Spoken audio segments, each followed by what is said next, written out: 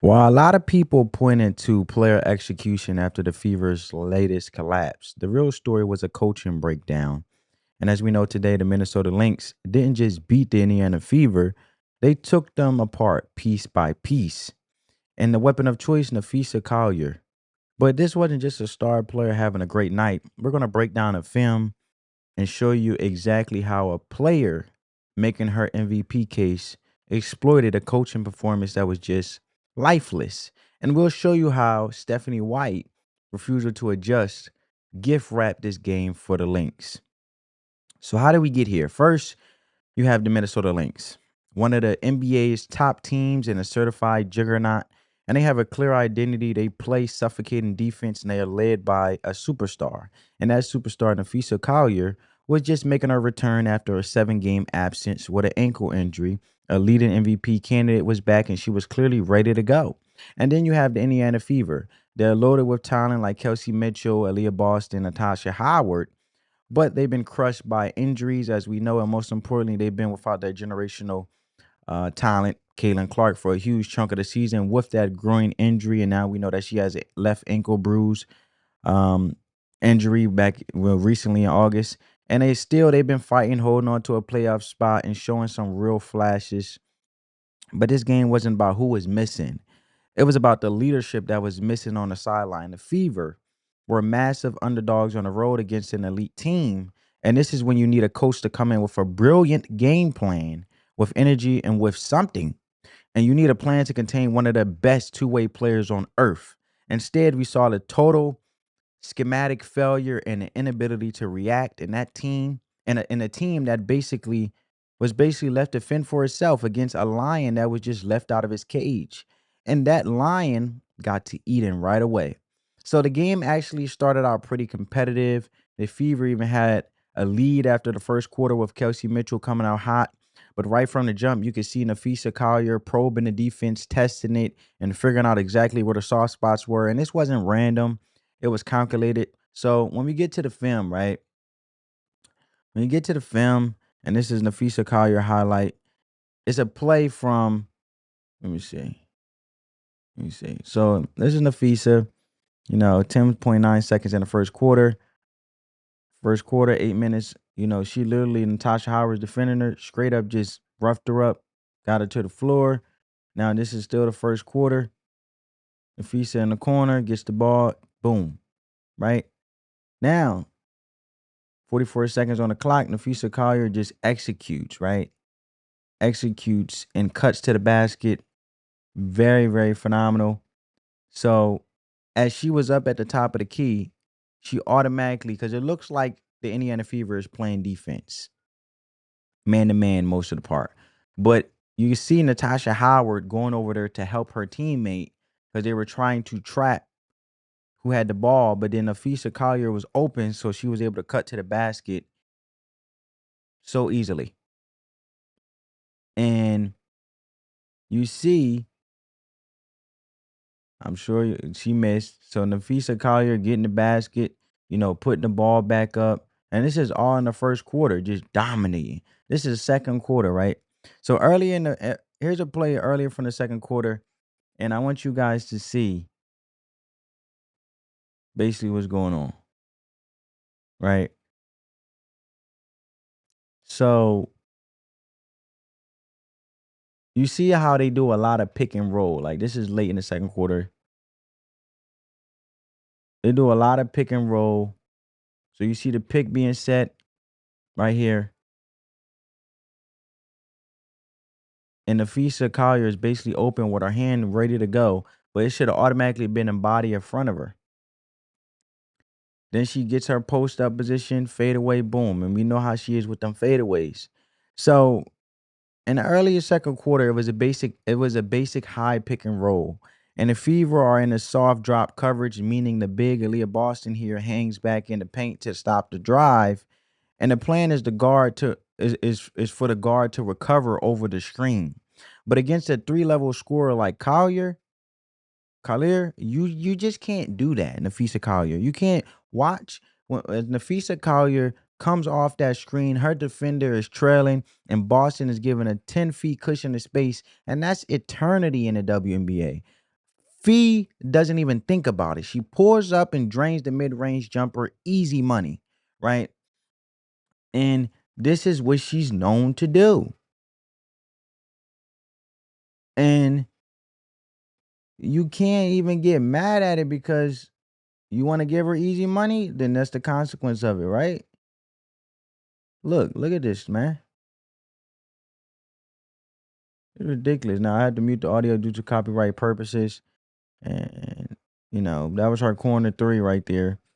But then these high pick and rolls, and you got Fee over there sagging to the paint and posting her up in her own position and do the fadeaway mid-range easy money. And it's like, yo, what pisses me off is when it came to the high pick and roll, right? Watch this high pick and roll. When it came to the high pick and roll, and you see, it was like, yo,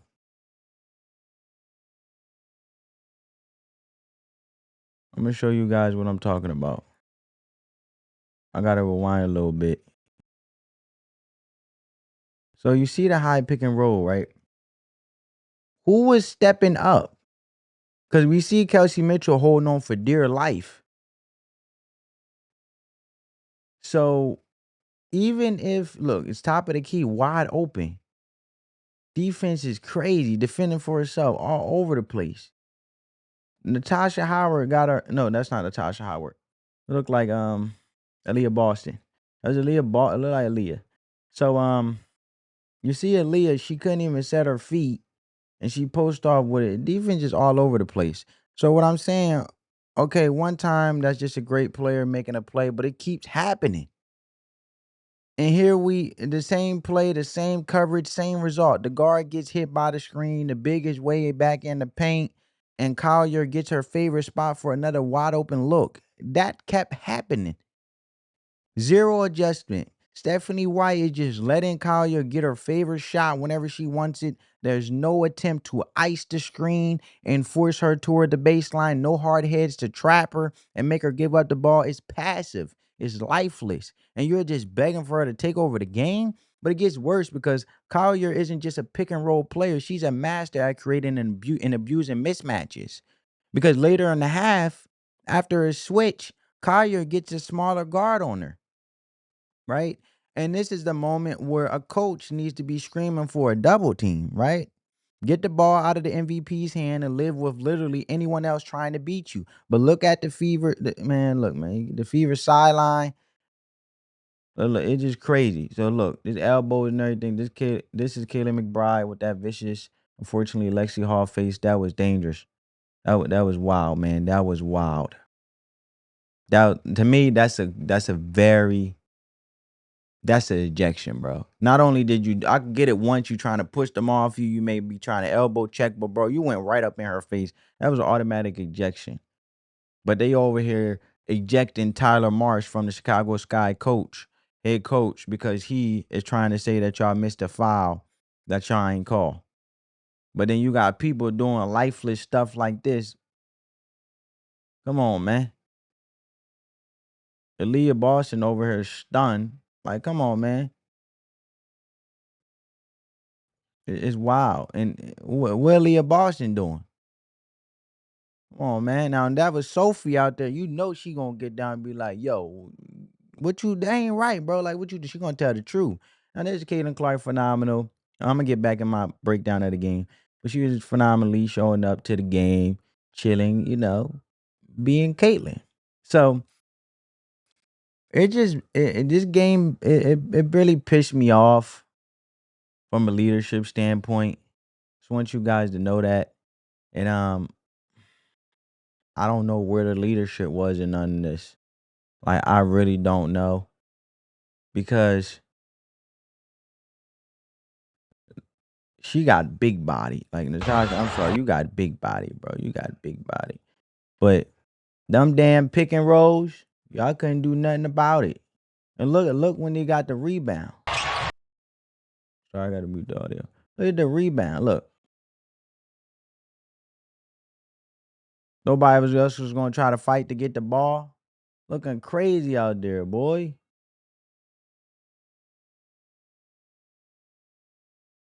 But this pick and roll, boy, these high pick and rolls, I'm telling you, boy. So watch this play. That's like a mismatch. I mean, Lexi Hall typed. That's a mismatch to that's what I mean about the trapping. Like Lexi Hall defending Napheesa Collier. Come on, bro. That's a mismatch. And you know it's a mismatch. So look, later in the half, after a switch, Collier gets a smaller guard. And literally, she just out here abusing mismatches because this is the moment where a coach needs to be screaming for the double team, getting the ball out of her hands, but there's no urgency.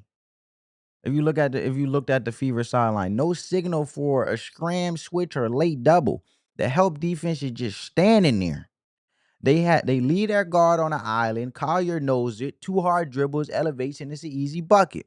And this isn't just a player being great. This is a player being allowed to be great with no resistance. She ended up with the night of a 32 points, as you guys are already seen, most likely already, whatever the case may be.